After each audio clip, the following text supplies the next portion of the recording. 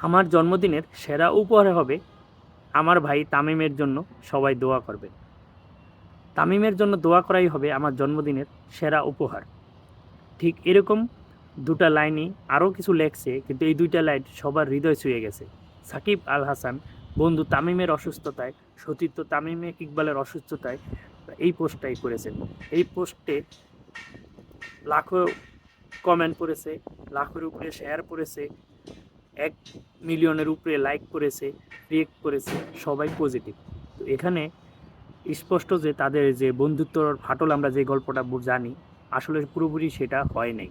তাদের সম্পর্কটা তারা যদি এখন চায়, অবশ্যই আরও আবারও সেই আগের মতো কন্টিনিউ করবার পারবে। এখন আমরা তামিম ইকবালের এই অসুস্থতায় রিয়াসাত আজিমের একটা ভিডিওতে দেখলাম সাকিব নাকি পুরো পাগল প্রায় হয়ে গেছিল।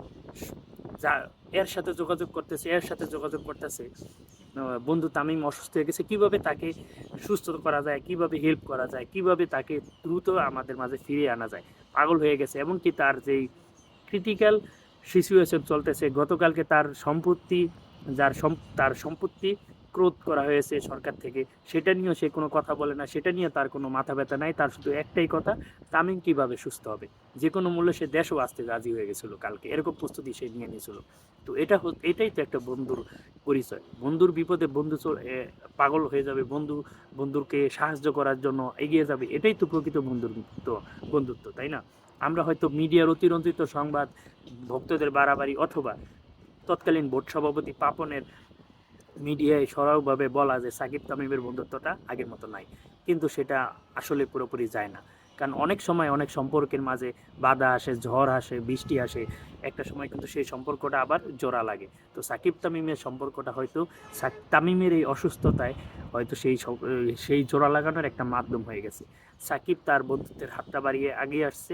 ইনশাল্লাহ তামিম সুস্থ হয়ে তামিমও সেই পুরনো বন্ধুত্বটা রক্ষা করবে। যদিও তামিমকে কখনো বলতে শুনিনি তারা বন্ধু, কিন্তু তাদের যে দুইজনের চলাফেরা বা চালচলনে অনেক সময় বোঝা গেছে যে তারা দুজন বন্ধুর মতোই ছিল।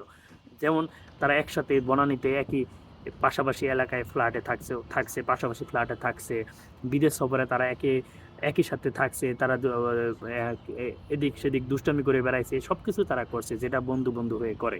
তো তারা সেই বয়সভিত্তিক দল থেকে তারা একসাথে ছিল। তো সেই সম্পর্কটা এখন শীতল সম্পর্কে আছে, কিন্তু তামিমের অসুস্থতায় সেই সম্পর্কটা এখন মানে একটা বরফ গলার মতো একটা পরিস্থিতি হয়েছে। সম্পর্কটা এখন আবার ভালোর দিকে আসার মতো একটা সিচুয়েশন তৈরি হয়েছে।